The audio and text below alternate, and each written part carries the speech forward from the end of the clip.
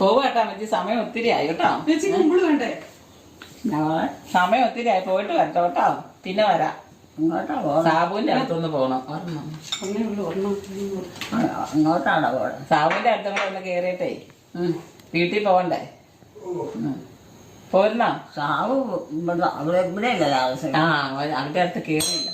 എന്നിട്ട് വരട്ടെ. സന്ധ്യ ഒത്തിരി രാത്രിയായില്ലേ, 9 മണി ആയില്ലേ. ഒത്തിരി നാളായില്ലേ?